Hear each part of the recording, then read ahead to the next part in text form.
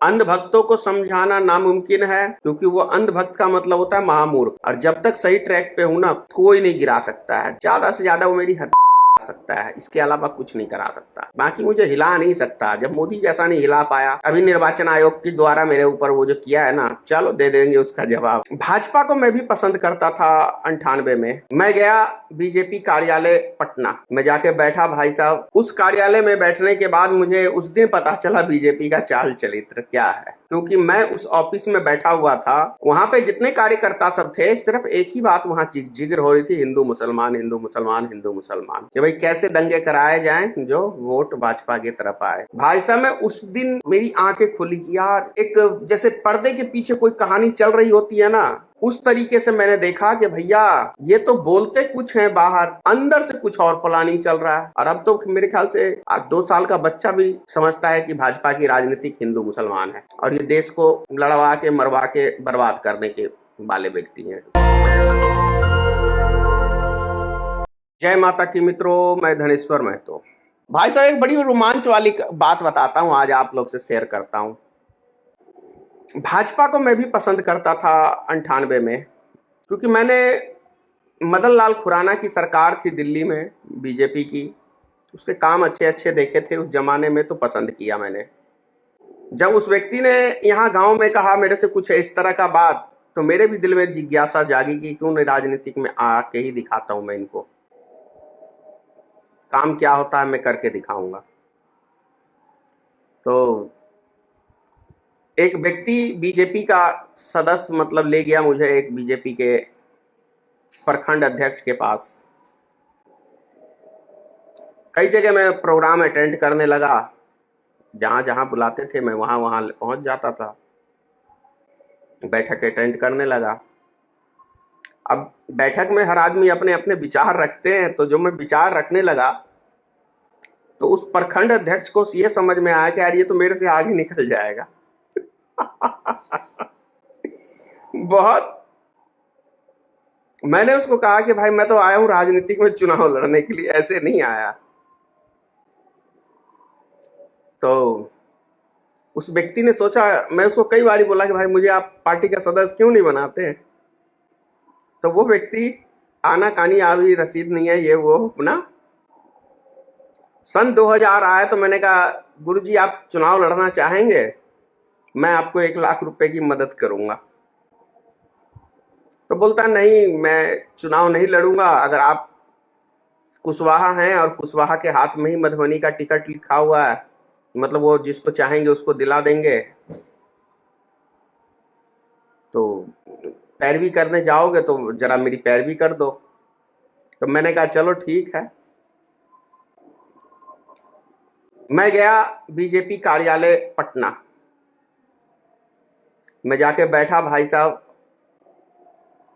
उस कार्यालय में बैठने के बाद मुझे उस दिन पता चला बीजेपी का चाल चरित्र क्या है। 20 साल 25 साल पहले लोग सोचते हैं मैं मोदी जी का विरोध करता हूं, नहीं भाई, 25 साल पहले से मैं विरोध करता हूं भाजपा का।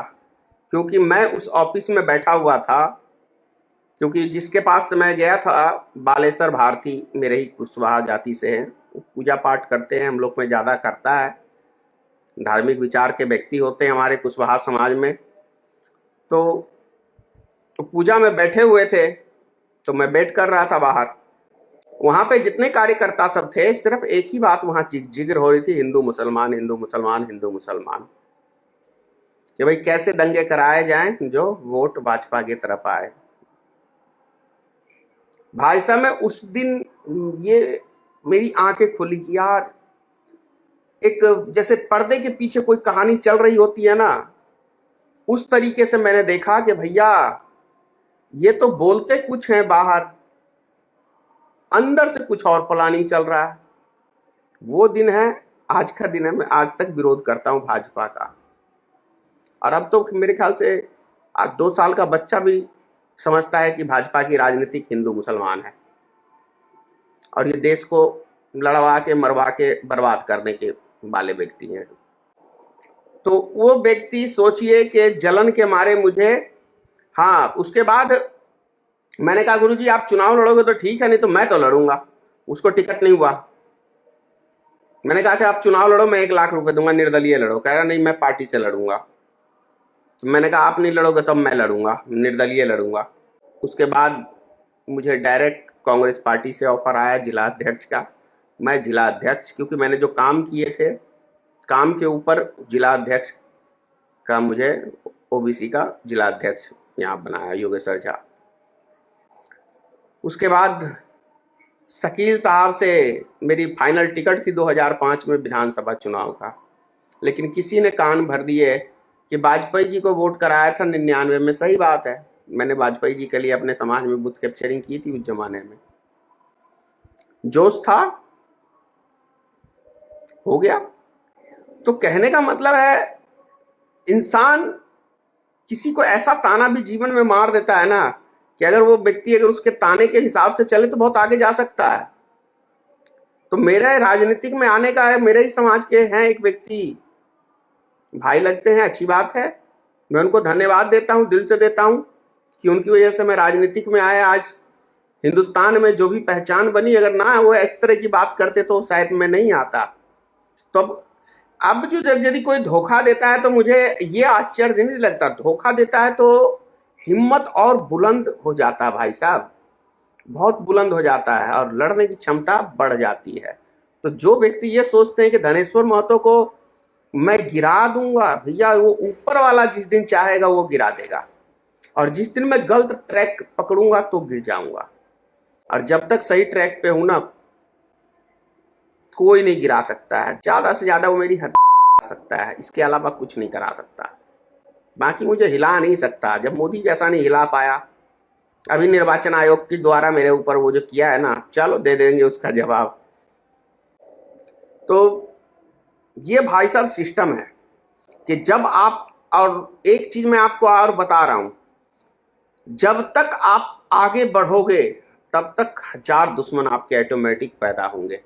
क्योंकि दुश्मन वो इसलिए आपके पैदा होंगे कि आपकी तरक्की से उनको जलन बहुत है कि यार ये कल क्या था और आज क्या हो गया। बस यही कहानी कुछ हमारे साथ भी है। कल मैं कुछ नहीं था, आज जो कुछ हूँ उस परमात्मा की देन है, मेहनत है, लगन है, आप लोग का प्यार है, मोहब्बत है, दुआ है, आशीर्वाद है। देखिए ना, आंख चली गई थी, उस विधाता का खेल देखो। इतनी जल्दी रिकवरी, 48 घंटे में मेरी आंख की रोशनी वापसी आ गई भाई साहब। ये सब विधाता के हैं।